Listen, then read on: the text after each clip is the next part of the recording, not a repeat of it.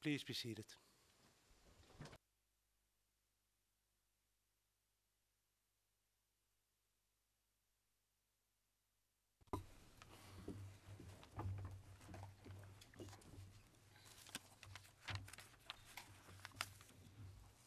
We have resumed. Le juge Robinson. Nous avons repris l'audience et je vais à présent exposer les griefs relatifs aux conclusions de la Chambre de première instance pour l'entreprise criminelle commune relative au déplacement forcé et les contestations de Radivoje Miletić. Premier point, entreprise criminelle commune relative au déplacement forcé. Radivoje Miletić soutient tout d'abord que la Chambre de première instance a commis une erreur de l'appréciation de son rôle au sein de l'état-major de la VRS en 1995, notamment son rôle de coordonnateur et de conseiller de Ratko Mladić. La Chambre d'appel a examiné les arguments de Radivoje Miletić, mais conclut qu'il n'a pas établi d'erreur de la part de la Chambre de première instance à cet égard. Radivoje Miletić affirme ensuite que la Chambre de première instance s'est fourvoyée dans son appréciation de sa participation à l'entreprise criminelle commune relative au déplacement forcé. Il avance que la Chambre de première instance a assimilé sa participation à la VRS à sa participation à l'entreprise criminelle commune et n'a pas tenu compte d'éléments de preuve pertinents. La Chambre d'appel n'est pas convaincue par les arguments présentés et les rejette. La Chambre de première instance a conclu que la directive numéro 7, assignée au corps de la DRINA, constituait un plan illégal d'attaque sur la population civile, impliquant la création, et je cite, d'une situation invivable d'insécurité totale, ne laissant aucun espoir de survie ou de vie future aux habitants de Srebrenica et de Jepa. Fin de citation. Et que l'entreprise criminelle commune relative au déplacement forcé a vu le jour au plus tard lors de l'émission de la directive numéro 7. La Chambre de première instance a conclu que Radivoje Miletić avait contribué de manière significative à l'objectif criminel commun de l'entreprise criminelle commune relative au déplacement forcé par le biais de sa participation à la rédaction des directives numéro 7 et 7.1 et pour avoir restreint l'aide humanitaire et le réapprovisionnement de la Fortpro-NU, ainsi qu'en raison de son rôle dans l'exercice de ses fonctions, dans la supervision et la coordination du travail et des informations de l'état-major principal de la VRS. Radivoje Miletić fait valoir que la Chambre de première instance a commis une erreur lorsqu'elle a constaté qu'il avait joué un rôle capital dans la rédaction de la directive numéro 7, qu'il avait connaissance de la version finale de son contenu, et lorsqu'elle a conclu que la directive numéro 7.1 s'inscrivait dans la lignée de la directive numéro 7. La Chambre d'appel estime que les griefs de Radivoje Miletić ne sont pas convaincants et conclut qu'il n'a pas établi une erreur de la part de la Chambre de première instance. Radivoje Miletić conteste les constatations de la Chambre de première instance se rapportant à son rôle dans la procédure d'approbation et de notification des convois d'aide humanitaire. La Chambre d'appel observe que la Chambre de première instance n'a pas constaté que Radivoje Miletić avait particulièrement joué un rôle dans la procédure d'approbation des convois d'aide humanitaire et qu'il n'a pas démontré que la Chambre de première instance avait commis une erreur lorsqu'elle a examiné son rôle dans la procédure de notification.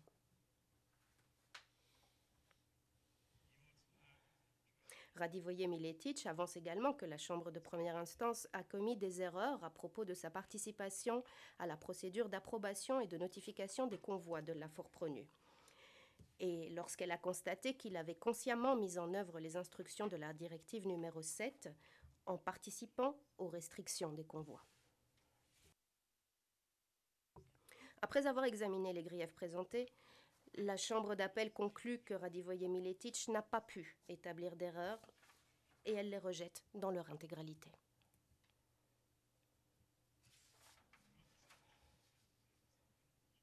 L'un des griefs de Radivoje-Miletic porte sur la question de savoir si la Chambre de première instance a surestimé l'importance de la fonction de rapport de l'état-major principal et le rôle qu'il y a joué. Il conteste plusieurs constatations sous-jacentes. Cependant, Radivoje-Miletic n'a pas pu démontrer une erreur de la part de la Chambre de première instance qui a occasionné une erreur judiciaire. S'agissant de ses connaissances de l'attaque sur Srebrenica et de son rôle, Radivoje-Miletic affirme que la Chambre de première instance s'est trompée. Il fait valoir notamment que la Chambre de première instance a conclu à tort qu'il avait habilement et efficacement tiré parti de sa position unique pour communiquer des informations et prodiguer des conseils sur le déplacement de la population musulmane de Bosnie de Srebrenica, et qu'il avait suivi le mouvement de la colonne. La Chambre d'appel a examiné tous les griefs de Radivoje-Miletic et conclut qu'il n'a pas pu démontrer une erreur de la part de la Chambre de première instance. S'agissant de JEPA, Radivoje-Miletic conteste la conclusion de la Chambre de première instance selon laquelle il a contribué à l'entreprise criminelle commune relative au déplacement forcé par le biais des informations qu'il fournissait, de sa participation à la surveillance et à la coordination depuis l'état-major principal et de son rôle lorsqu'il a donné des instructions aux unités sur le terrain.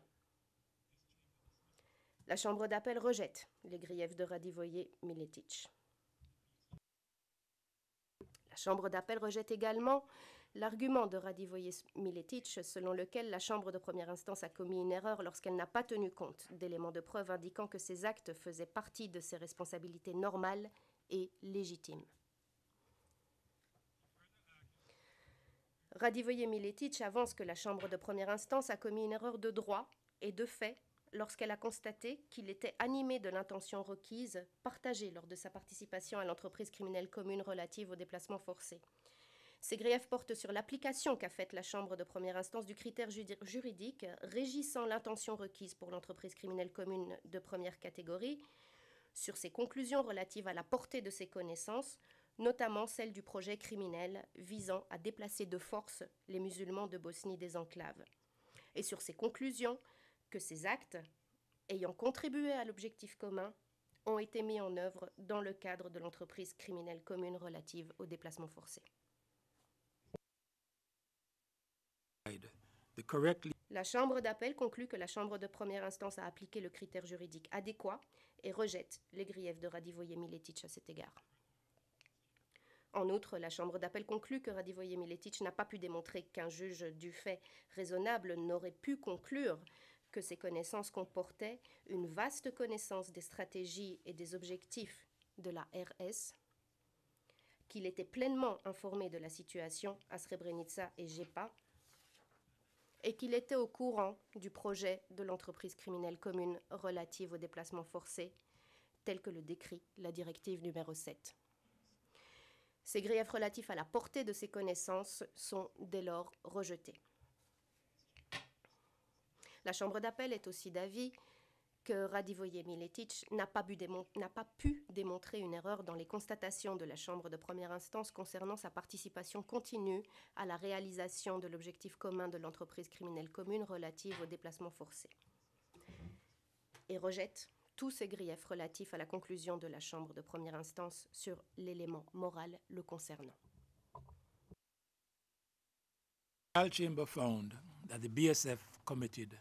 La Chambre de première instance a constaté que les forces serbes de Bosnie avaient commis des meurtres opportunistes à Potocari, conséquence prévisible de l'entreprise criminelle commune relative au déplacement forcé. Elle a conclu que Radivoje-Miletic aurait pu prévoir ces meurtres opportunistes, qu'il a pris le risque qu'ils se produisent, et l'a jugé responsable de ces meurtres dans le cadre de l'entreprise criminelle commune de troisième catégorie. Tout d'abord, la Chambre d'appel rejette l'argument de Radivoje-Miletic selon lequel l'entreprise criminelle commune de troisième catégorie n'existait pas en droit international coutumier avant les événements décrits dans l'acte d'accusation. Radivoje-Miletic ajoute que la Chambre de première instance s'est trompée lorsqu'elle a conclu que les membres de la VRS avaient commis les meurtres opportunistes à Potocari. À la lumière des constatations de la Chambre de première instance, selon lesquelles les forces serbes de Bosnie avaient commis ces crimes et selon lesquelles la VRS et les forces du MUP étaient en activité à Potocari, la Chambre d'appel conclut qu'un juge du fait raisonnable n'aurait pu conclure plus tard que la VRS avait commis les meurtres à Potocari. Ce faisant, la Chambre de première instance a commis une erreur de fait. Étant donné que Radivoje-Miletic ne peut être tenu responsable des meurtres opportunistes de Potocari que si les auteurs peuvent être liés à un ou plusieurs membres de l'entreprise criminelle commune relative au déplacement forcé. La Chambre d'appel conclut qu'indépendamment du fait que les auteurs directs des meurtres opportunistes de Potocari étaient ou non des membres de la VRS, des forces du MUP ou des deux, un juge du fait raisonnable aurait pu conclure qu'un lien existait entre eux et Ratko Mladic, membre de l'entreprise criminelle commune relative au déplacement forcé. En conséquence, l'erreur que la Chambre de première instance a commise n'a pas occasionné d'erreur judiciaire.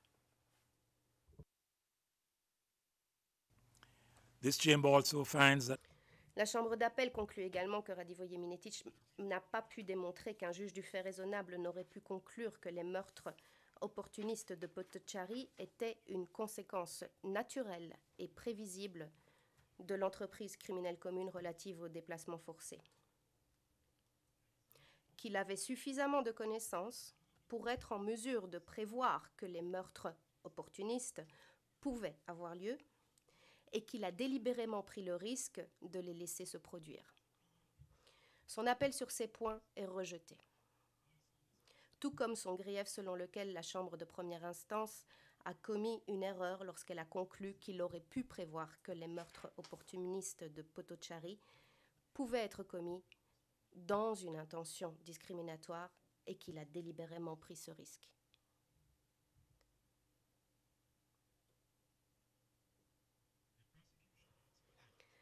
L'accusation avance également que la Chambre de première instance a commis une erreur. En affirmant que Radivoje-Miletic était individuellement responsable, la Chambre de première instance a conclu qu'il était responsable au titre de l'entreprise criminelle commune de troisième catégorie pour assassinat en tant que crime contre l'humanité des meurtres opportunistes de Potocari. Parallèlement, la Chambre de première instance, sans fournir de raisons supplémentaires, a conclu que, vu les circonstances des meurtres opportunistes commis dans le cadre de l'entreprise criminelle commune relative au déplacement forcé, laquelle comprend le transfert forcé constitutif d'autres actes inhumains, un crime contre l'humanité, Radivoje-Miletic est pénalement responsable d'assassinat en tant que crime contre l'humanité et non de meurtre en tant que crime de guerre. La Chambre d'appel estime que le raisonnement lacunaire de la Chambre de première instance pour justifier l'acquittement de Radivoje-Miletic pour les crimes de guerre commis à Potocari indique que la Chambre de première instance a exigé à tort que la catégorie du crime relevant de l'entreprise criminelle commune de troisième catégorie corresponde à celle du crime relevant de l'entreprise criminelle commune de première catégorie. Dès lors, la Chambre d'appel conclut que la Chambre de première instance a commis une erreur de droit. Après avoir examiné les constatations de la Chambre de première instance relatives au comportement et aux connaissances de Radivoje-Miletic, la Chambre d'appel conclut que lorsque le critère juridique approprié est appliqué, aucun juge du fait raisonnable n'aurait pu conclure que Radivoje-Miletic n'était pas responsable de meurtre en tant que crime de guerre pour les meurtres opportunistes de Potocari. La Chambre d'appel fait dès lors droit au 9e moyen d'appel de l'accusation, le juge Pocard étant en désaccord, et prononce une nouvelle déclaration de culpabilité à l'encontre de Radivoje-Miletic dans le cadre de l'entreprise criminelle commune de troisième catégorie pour meurtre, une violation des lois ou coutumes de la guerre pour les meurtres opportunistes de Potocari.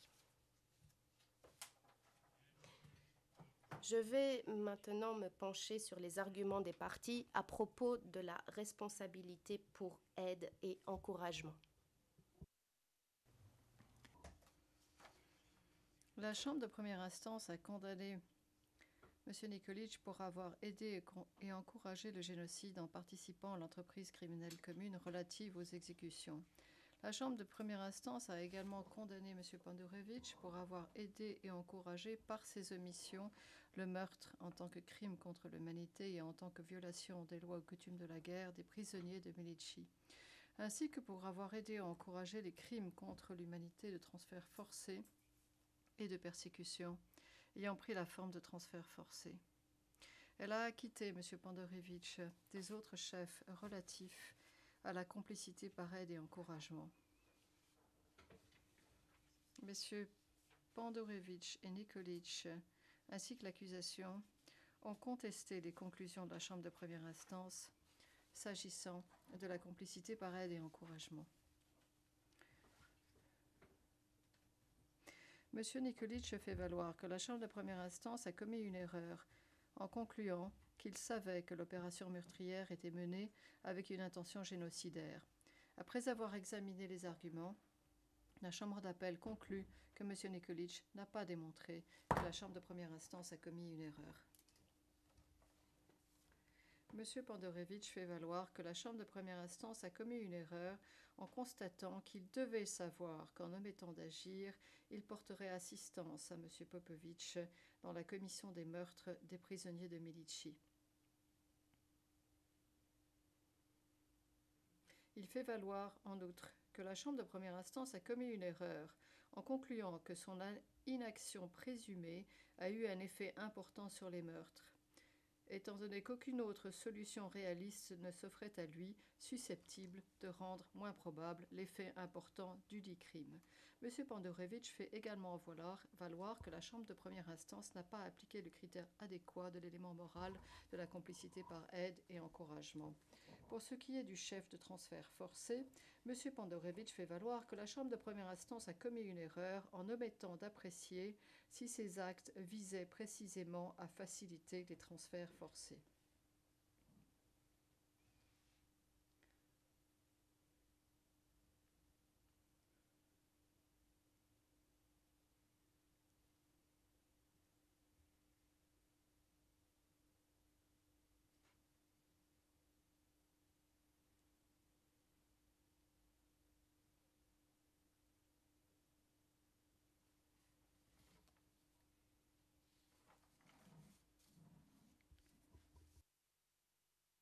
I just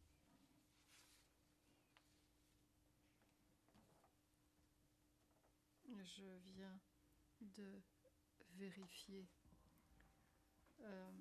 la prononciation de mon collègue qui se trouve à ma gauche et pendant la pause, on m'a averti du fait que je n'avais pas prononcé son nom correctement.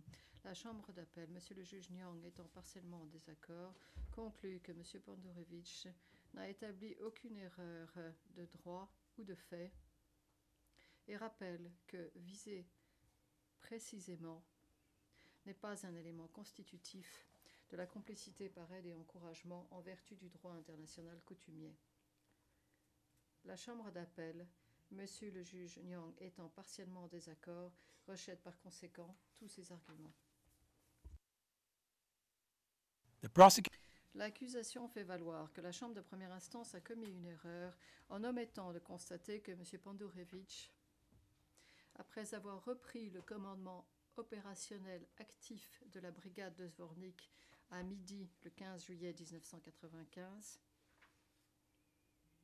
a aidé et encouragé l'extermination, les meurtres et les persécutions commis dans le secteur de Zvornik en raison de la participation de ses subordonnés. L'accusation fait valoir à cet égard que la Chambre de première instance n'a pas présenté d'opinion motivée, allégation que rejette la Chambre d'appel.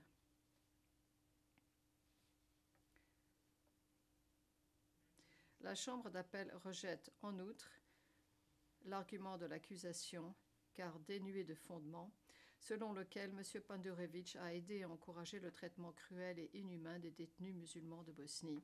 Cependant, la Chambre d'appel constate que la Chambre de première instance a commis une erreur en concluant qu'il n'y a aucune preuve de l'existence des actes ou des omissions de M. Pandurevich qui seraient constitutives de complicité par aide et encouragement des crimes commis dans le cadre de l'entreprise criminelle commune relative aux exécutions. S'agissant de savoir par conséquent si tout doute raisonnable a pu être écarté dans le cas de la culpabilité de M. Pandorevich, la Chambre d'appel, M. le juge Nyang étant en désaccord, conclut que l'accusation a démontré que tel était le cas. En conséquence, la Chambre d'appel fait partiellement droit à l'appel de l'accusation, M. le juge Nyang étant partiellement en désaccord, et annule l'acquittement de M. Pandorevich pour le chef d'extermination en tant que crime contre l'humanité, ainsi que tous ses acquittements pour aide et encouragement au meurtre, en tant que violation des lois ou coutumes de la guerre, et pour persécution en tant que crime contre l'humanité ayant pris la forme de meurtre.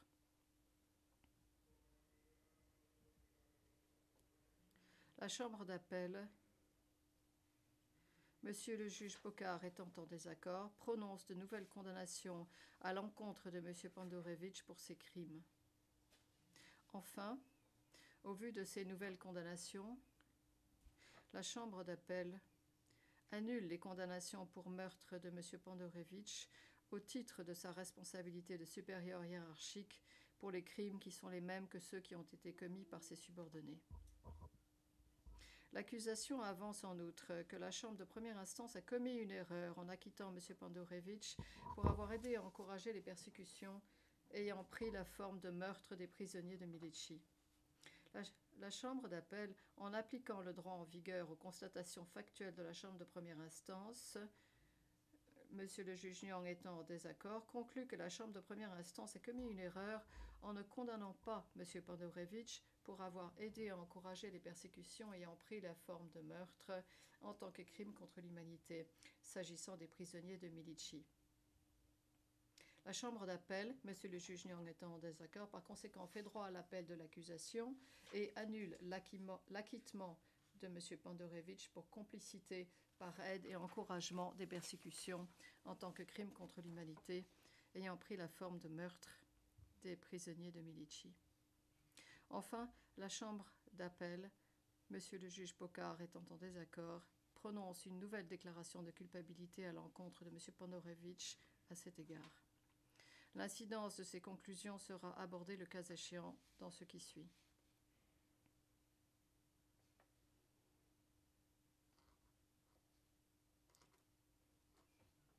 Je vais maintenant aborder le fait d'ordonner et de planifier. Messieurs Behara et Miletich interjettent appel des conclusions de la Chambre de première instance s'agissant de leurs responsabilités respectives pour avoir ordonné et planifié. Cependant, la Chambre de première instance a conclu que leur conduite était assimilable à la commission des crimes d'après la description juste qui en a été faite et a prononcé une déclaration de culpabilité à ce titre. La question de savoir si M. Behara a planifié et ordonné les crimes et si M. Miletich a planifié les transferts forcés et les persécutions n'ont aucune incidence sur les verdicts, les condamnations ou leurs peines. La Chambre d'appel n'abordera pas au fond leurs arguments. Je vais maintenant aborder la question de la responsabilité du supérieur hiérarchique. La Chambre de première instance a conclu que M. Pandorevich, en sa qualité de commandant de la brigade de Zvornik, a conservé le contrôle de la brigade pendant toute la durée des faits, au mois de juillet 1995, même en dehors de sa présence physique du 4 au 15 juillet 1995. La Chambre de première instance, toutefois, a constaté qu'il n'a été averti des actes criminels commis par ses subordonnés qu'à son retour au quartier général de la brigade de Zvornik vers midi le 15 juillet 1995.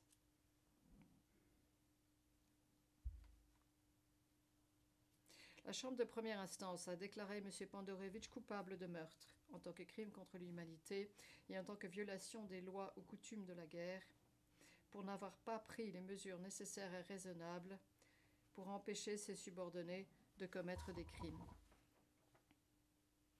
M. Pandorevich a été acquitté au titre de sa responsabilité de supérieur hiérarchique, notamment de persécutions ayant pris la forme de traitements cruels et inhumains en tant que crime contre l'humanité et de meurtre en tant que crime contre l'humanité et en tant que violation des lois ou coutumes de la guerre, pour ne pas avoir puni ses subordonnés pour les crimes qu'ils avaient commis.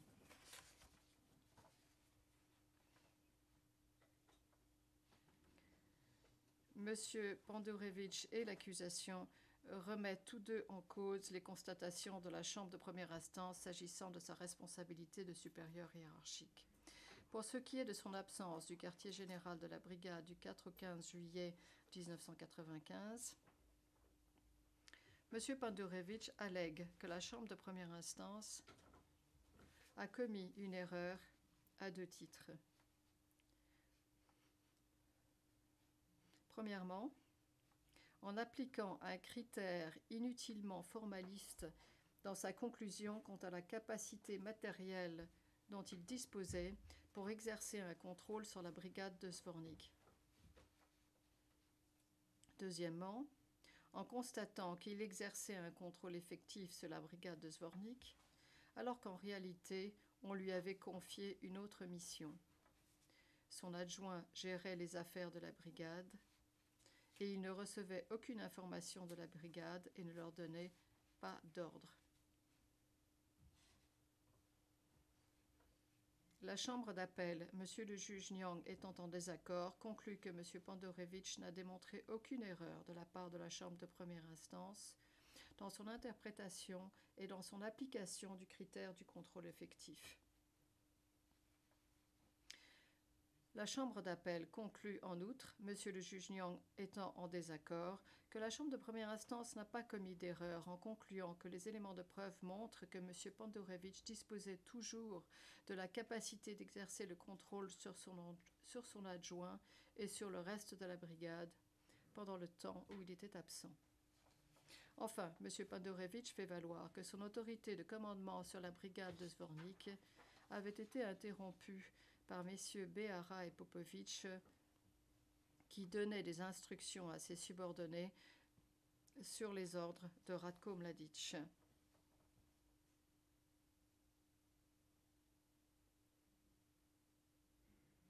Il est à rappeler, en particulier, que l'exercice du contrôle effectif par un commandant n'exclut pas nécessairement que le contrôle effectif soit exercé par un commandant différent et que M. Pandurevich avait l'obligation légale de garantir l'application du droit international humanitaire, même en présence d'ordres manifestement illégaux donnés par ses supérieurs.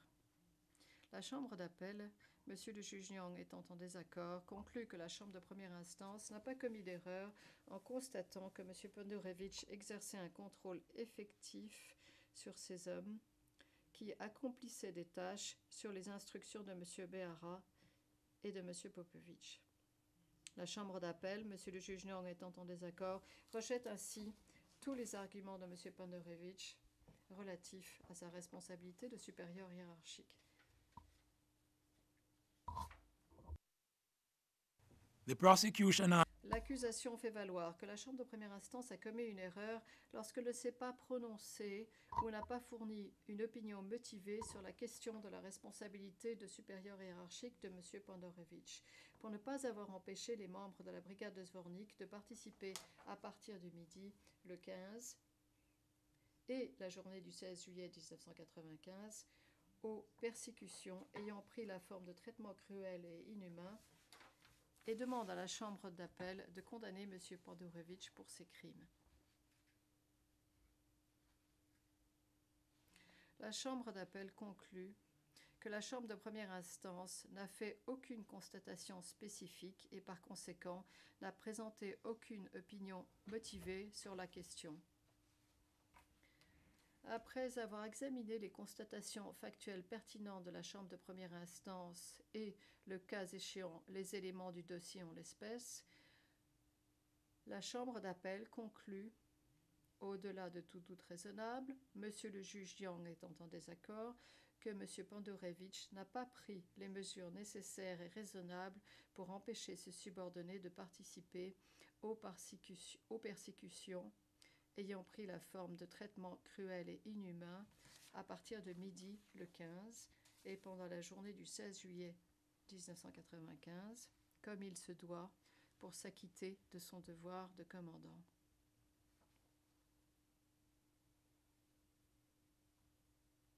Ainsi, la Chambre d'appel, M. le juge Nyang étant en désaccord, fait droit à l'appel de l'accusation à cet égard, annule l'acquittement de M. Pandorevich et prononce une nouvelle déclaration de culpabilité à l'encontre de M. Pandorevich, M. le juge Pokar étant en désaccord. La Chambre de première instance a conclu que l'accusation n'a pas prouvé, au-delà de tout doute raisonnable, que M. Pandorevich n'a pas pris les mesures nécessaires et raisonnables pour punir ses subordonnés, comme l'exigeait sa fonction de commandant.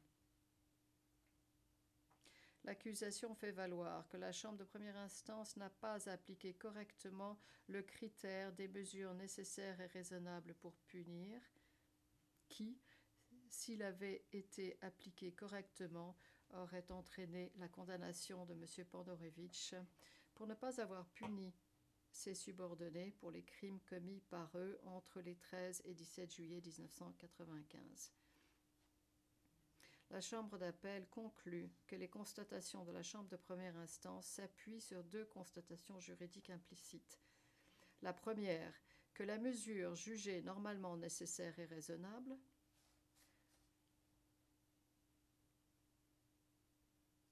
comme le fait de signaler des crimes commis par les subordonnés d'un supérieur hiérarchique aux autorités compétentes ou de les faire remonter le long de la chaîne de commandement, peut, dans certaines circonstances, être jugée déraisonnable si les éléments de preuve montrent que les dites autorités compétentes font l'objet d'interventions de la part de personnes ou d'organes responsables des ordres donnés et de la planification des crimes.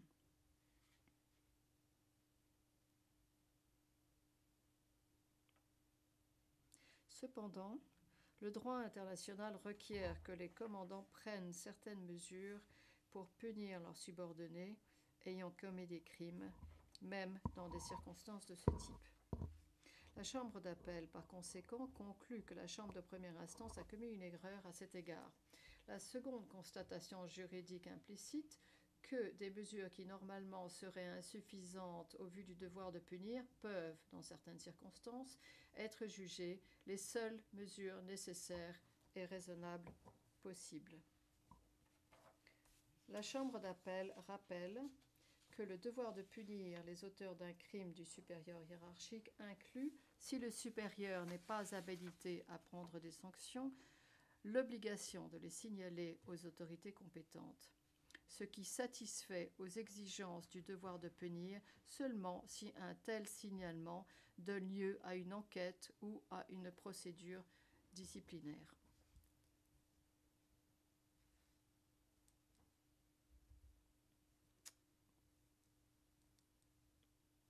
Voire même une procédure pénale. La Chambre d'appel conclut que la Chambre de première instance a commis une erreur car elle n'a pas examiné si les mesures prises par M. Pandorevich étaient susceptibles de conduire à une enquête ou à une sanction contre ceux qui avaient commis les crimes. Après avoir constaté deux erreurs de droit implicites dans le raisonnement de la Chambre de première instance, la Chambre d'appel, M. le juge Nyang étant en désaccord, conclut que M. Pandorevich n'a pas pris les mesures nécessaires et raisonnables pour punir ses subordonnés, tels que l'exigeait son devoir de commandant. Précisément, la Chambre d'appel conclut que ces mesures incluaient le fait de signaler les crimes de ses subordonnés, premièrement, directement au procureur militaire, deuxièmement, à l'officier supérieur de Pandorevich, Radislav Krstić, et troisièmement, au MUP, pour qu'il puisse enquêter ou transmettre les informations aux autorités compétentes. La Chambre d'appel, M. le juge Nyang étant en désaccord, fait par conséquent partiellement droit à l'appel de l'accusation à cet égard et déclare M. Pandorevich responsable. Je vais relire. et déclare M. Pandorevitch responsable en tant que supérieur hiérarchique des crimes commis par ses subordonnés entre le 13 et le 16 juillet 1995. Cependant, étant donné que la Chambre d'appel a condamné M. Pandorevitch, M. le juge Nyang étant en désaccord pour avoir aidé et encouragé l'extermination en tant que crime contre l'humanité, le meurtre en tant que violation des lois ou coutumes de la guerre, et les persécutions ayant pris la forme de meurtre en tant que crime contre l'humanité des prisonniers musulmans de Bosnie à partir de midi le 15 et pendant la journée du 16 juillet 1995, et que la Chambre d'appel a prononcé de nouvelles déclarations de culpabilité à l'encontre de M. Pandorevitch pour ces crimes, elle ne prononcera pas de condamnation en se fondant sur sa responsabilité de supérieur hiérarchique pour ces mêmes crimes.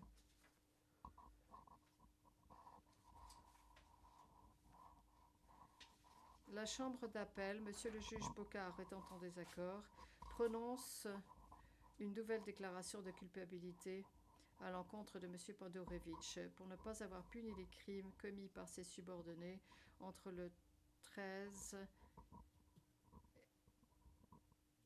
et le 15 juillet 1995 à midi.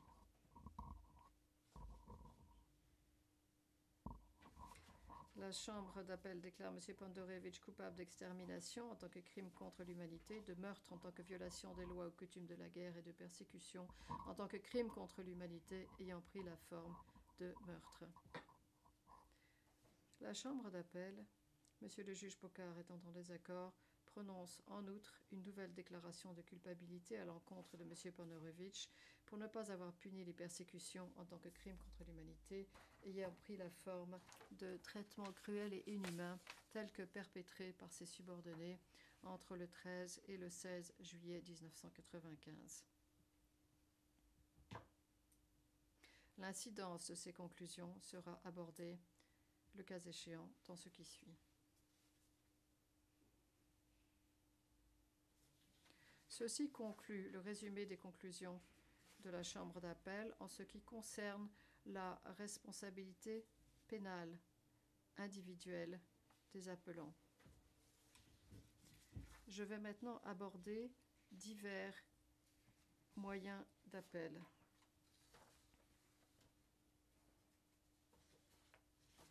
M. Miletic allègue que la Chambre de première instance a violé son droit à un procès équitable car elle n'a pas rendu de décision sur une requête qu'il a déposée et qu'elle a également violé son droit d'obtenir un jugement public, étant donné que seule une version expurgée du jugement a été rendue publique.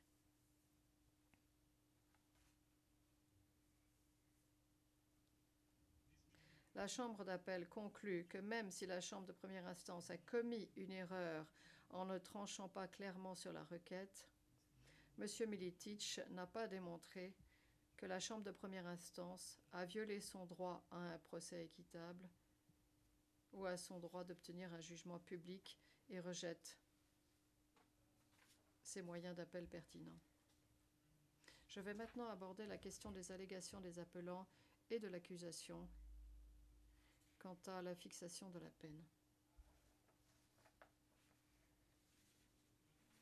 Les appelants et l'accusation ont présenté divers arguments qui remettent en cause les facteurs pris en compte par la Chambre de première instance dans l'exercice de son pouvoir discrétionnaire lors de la fixation de la peine, en alléguant que des erreurs avaient été commises concernant les objectifs de la peine, la gravité des crimes et la participation des appelants, les circonstances aggravantes, les circonstances atténuantes et la grille générale des peines d'emprisonnement appliquées en ex-Yougoslavie, ainsi que les peines prononcées par le tribunal dans des affaires analogues. Après avoir soigneusement examiné les arguments des parties, la Chambre d'appel conclut que la Chambre de première instance n'a pas exercé correctement son pouvoir discrétionnaire s'agissant du débat sur la peine imposée à M. Nikolic lorsqu'elle a conclu que certains éléments de preuve indiquaient que M. Nikolic était perturbé par ce qu'on lui demandait de faire. Cependant, la Chambre d'appel estime que cette erreur n'a pas entraîné une erreur judiciaire. En outre, la Chambre d'appel estime que l'argument de M. Nikolic est fondé, note de l'interprète Miletic dans le compte-rendu d'audience, et que la Chambre de première instance a commis une erreur de droit lorsqu'elle a estimé qu'user de son autorité au sein de l'état-major de la VRS constitue une circonstance aggravante, qui est effectivement comptée 2 fois, car cela a déjà été pris en compte dans les constatations de la Chambre sur la gravité de ces crimes. En conséquence, il n'est pas nécessaire d'examiner la question de savoir si la Chambre de première instance a commis une erreur en concluant que M. Miletic a abusé de son autorité. Par conséquent, il est fait partiellement droit aux moyens d'appel pertinents de M. Miletic. Je vais aborder dans ce qui suit l'incidence de cette erreur, le cas échéant. La Chambre d'appel rejette tous les autres moyens d'appel soulevés par les appelants et l'accusation en ce qui concerne la fixation de la peine. Il s'agit donc, correction de l'interprète, de l'argument bien de M. Miletic. Je vais maintenant aborder la question de l'incidence des conclusions de la Chambre d'appel sur la fixation de la peine.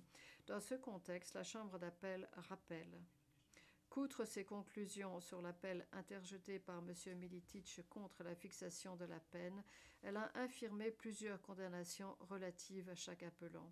La Chambre d'appel a également prononcé des déclarations de culpabilité à l'encontre de M. Popovic, Behara, Miletic et Pandurevic. La Chambre d'appel estime, au vu des circonstances de l'espèce et de la gravité des crimes dont chaque appelant est responsable, les peines de M. Popovic, Behara, Nikolic et Pandurevic restent inchangées, alors qu'un allègement limité est justifié dans le cas de M. Miletic.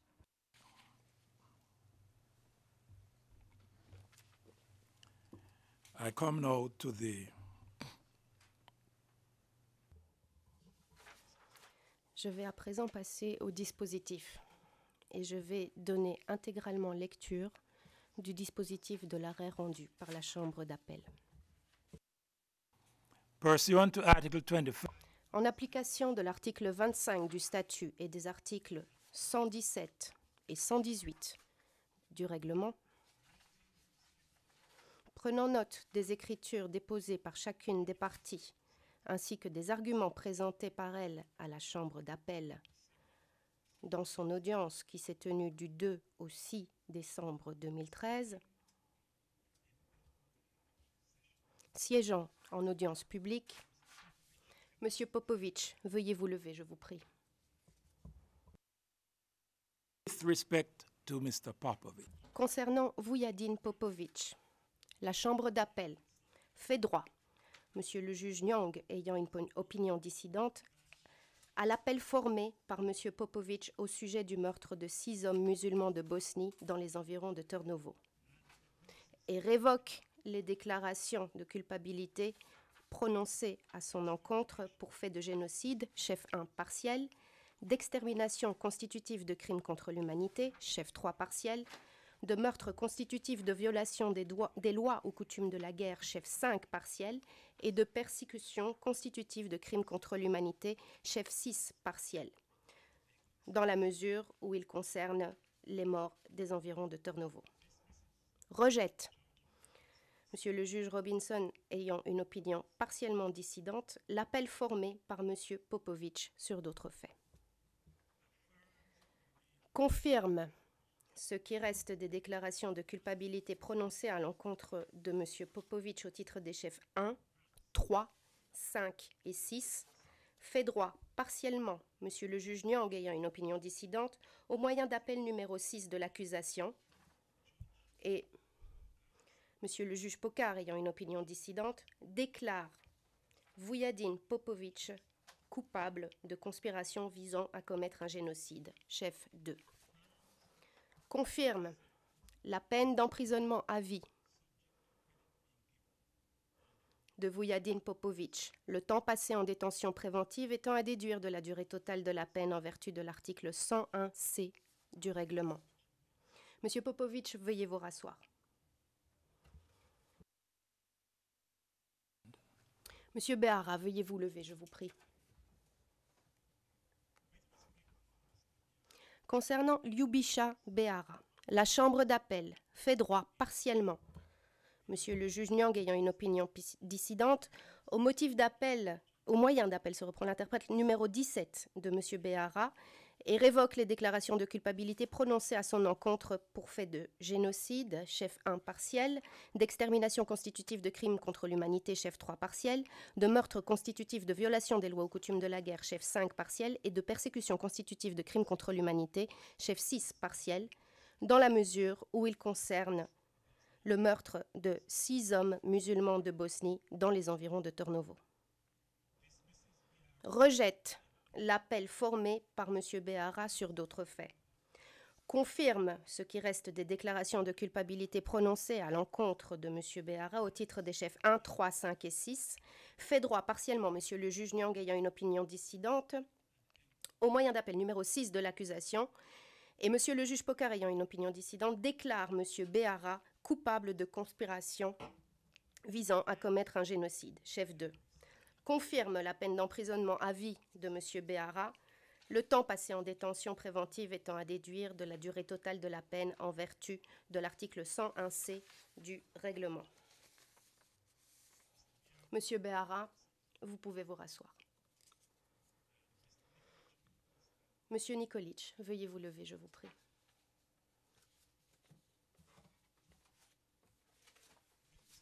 Concernant Drago Nikolic, la Chambre d'appel rejette intégralement l'appel formé par M. Nikolic.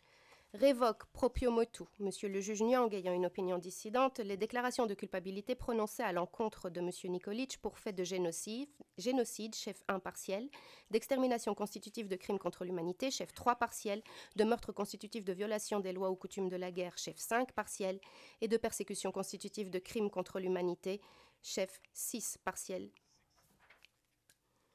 dans la mesure où ces faits concernent le meurtre de 6 hommes musulmans de Bosnie dans les environs de Tarnovo. Confirme ce qui reste des déclarations de culpabilité prononcées à l'encontre de M. Nikolic au titre des chefs 1, 3, 5 et 6.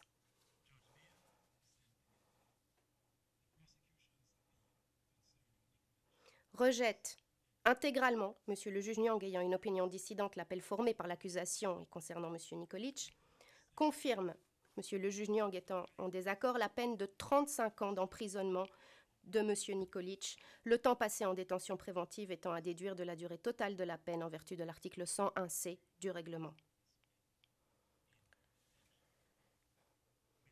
M. Nikolic, vous pouvez vous rasseoir. M. Miletic, veuillez vous lever, je vous prie. With respect to Mr. Miletic, grants Concernant Radivoje Miletic, la Chambre d'appel fait droit à la branche du moyen d'appel numéro 6.2 de M. Miletic et révoque les déclarations de culpabilité prononcées à son encontre pour fait de persécution et d'actes inhumains, déplacements forcés, constitutifs de crimes contre l'humanité liés au déplacement forcé des hommes qui avaient traversé la Drina, chef 6 partiel et chef 7 partiel. Fait droit partiellement au moyen d'appel numéro 24 de M. Miletic relatif à la durée de la peine. Rejette l'appel formé par M. Miletic sur tous les autres faits. Confirme ce qui reste des déclarations de culpabilité prononcées à l'encontre de M. Miletic au titre des chefs 4, 6 et 7. Fait droit au motif d'appel numéro 9 de l'accusation concernant les meurtres opportunistes de Potocari, chef 5 partiel, et déclare pour ces faits M. Miletic coupable de meurtre constitutif de violation des lois ou coutumes de la guerre, M. le juge Pocard ayant une opinion dissidente.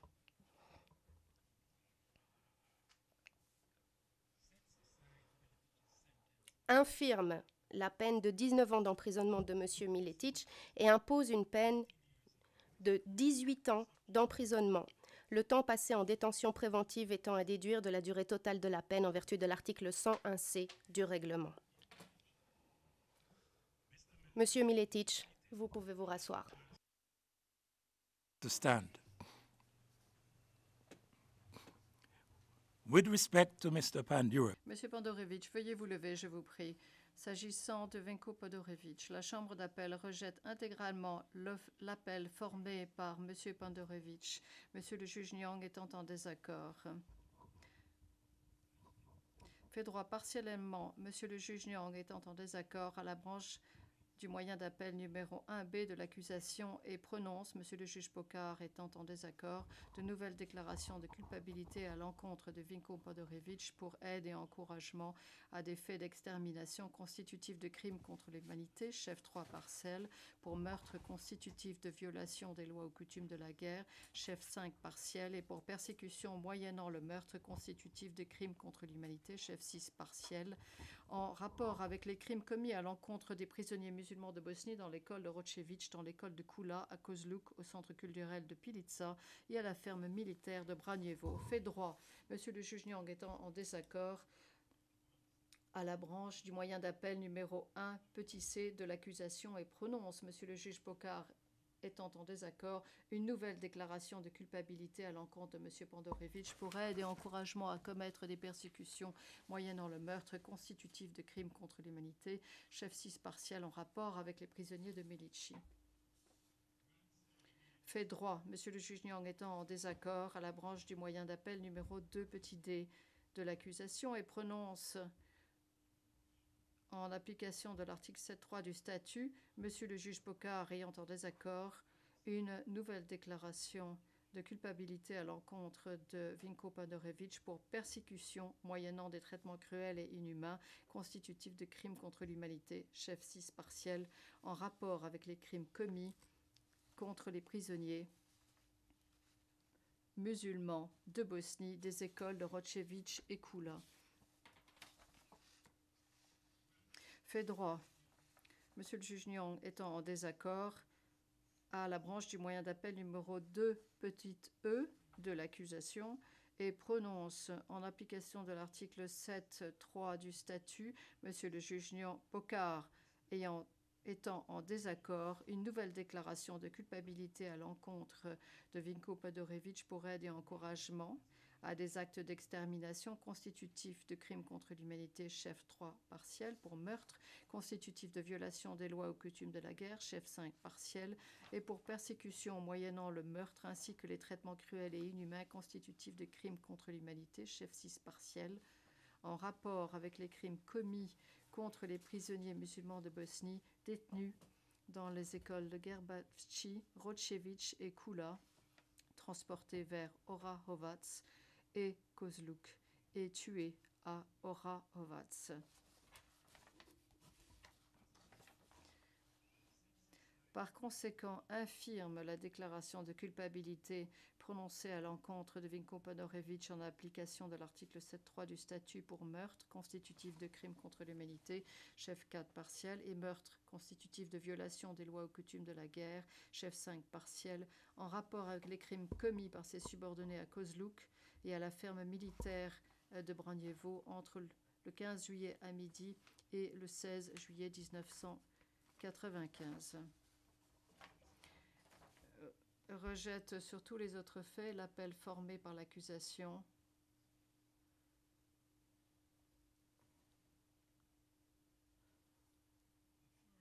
Et concernant M. Pandorevitch, confirme ce qui reste des déclarations de culpabilité concernant M. Pandorevitch au titre des autres chefs, confirme la peine de 13 ans d'emprisonnement de M. Pandorevitch, le temps passé en détention préventive étant à déduire de la durée totale de la peine en vertu de l'article 101C du règlement de procédure et de preuve. M. Pandorevitch, vous pouvez vous rasseoir. La Chambre d'appel décide qu'en application de l'article 118 du règlement, le présent arrêt entre en vigueur immédiatement. Ordonne Monsieur le juge Nyang étant partiellement en désaccord, que conformément aux dispositions de l'article 103C et 107 du règlement, les appelants resteront sous la garde du tribunal jusqu'à achèvement de tous les préparatifs nécessaires à leur transfert dans le pays où ils purgeront leur peine. Monsieur le juge Patrick Robinson joint au présent arrêt un avis partiellement dissident. Monsieur le juge Fausto Pocard joint au présent arrêt un avis partiellement dissident. Monsieur le juge Mandiang Nyang joint au présent arrêt un avis partiellement dissident.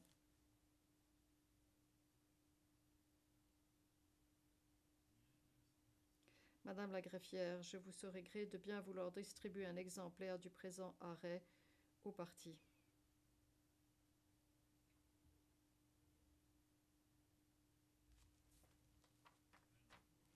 Avant de conclure, je tiens à saisir cette occasion qui m'est donnée pour remercier tous ceux et celles qui, par leurs efforts constructifs, ont contribué au bon déroulement de ce procès.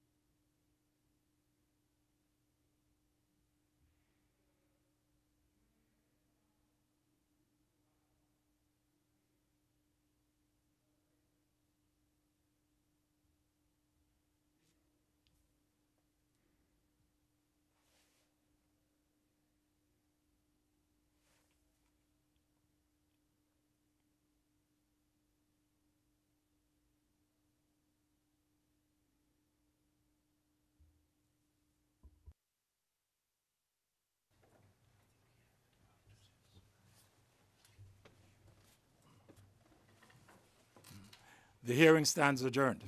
L'audience est levée. Levé.